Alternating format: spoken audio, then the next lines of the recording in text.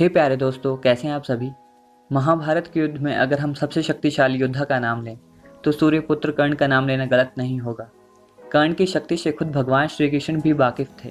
कर्ण एक ऐसा योद्धा था जिसकी किस्मत ने जन्म से लेकर मृत्यु तक कभी साथ नहीं दिया, लेकिन फिर भी कर्ण ने सच्चे योद्धा की तरह अपने असूलों से कभी समझौता नहीं किया। यही वजह है कि कौरवों की तरफ से लड़ने के बावजूद भी कर्ण को आज उतना ही सम्मान मिलता है जितना कि अर्जुन को। लेकिन कर्ण अर्जुन से अधिक सक्षम थे, इसमें कोई भी संदेह नहीं। महाभारत के वाक्य में एक उल्लेख है कि अर्जुन का तीर लगने पर कर्ण का रथ 25 से 30 हाथ पीछे खिसक जाता और कर्ण का तीर लगने पर अर्जुन का रथ सिर्फ 2 से 3 हाथ पीछे खिसकता। तो कृष्ण कर्ण की प्रशंसा करने लगते। तो अर्जुन भगवान श्री कृष्ण से बोले, प्रभु, मेरे शक्तिशाली प्रहारों की प्रशंसा करने के बजाय आप उसके कमज़ोर प्रहारों की प्रशंसा क्यों कर रहे हैं? ऐसा क्या कौशल है उसमें?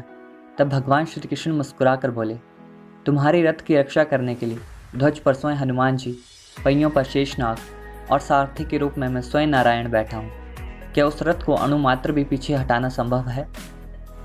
इस सब के बावजूद कर्ण के प्रहार से यह रथ एक हाथ भी पीछे खिसकता है तो मानना ही पड़ेगा कि कर्ण में अद्भुत पराक्रम है। कर्ण के सेनापति बनते ही भगवान श्री कृष्ण कर्ण के शिविर में गए और कर्ण को धर्म के मार्ग पर आने का श्री कृष्ण ने निमंत्रण दिया। श्री कृष्ण ने कर्ण को अधर्म का रास्ता छोड़कर धर्म की तरफ से लड़ने को कहा। तो इस पर महावीर कर्ण बोले, भगवान, भले ही दुर्योधन अधर्म के पथ पर हो, फिर भी दुर्योधन से मित्रता निभाना उसका परम धर्म है। इसीलिए मैं प्राण त्याग दूंगा, लेकिन अपने मित्र को धोखा नहीं दूंगा। और वही उन्होंने किया। अधर्मी से मित्रता भी निभाई और अपने प्राण देकर धर्म की विजय का पथ भी प्रशस्त कर दिया। श्री कृष्ण कहते हैं, अर्जुन, तुमने कर्ण के अंदर झांक कर नहीं देखा। कर्ण की आत्मा एक महान आत्मा थी। ऐसे लोग युगों युगों में कभी कभार ही पैदा होते हैं। लोग कर्ण को दानवीर यूं ही नहीं कहते।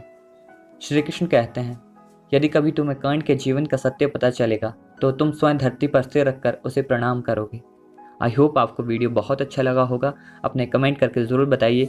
And finally, thank you so much for watching.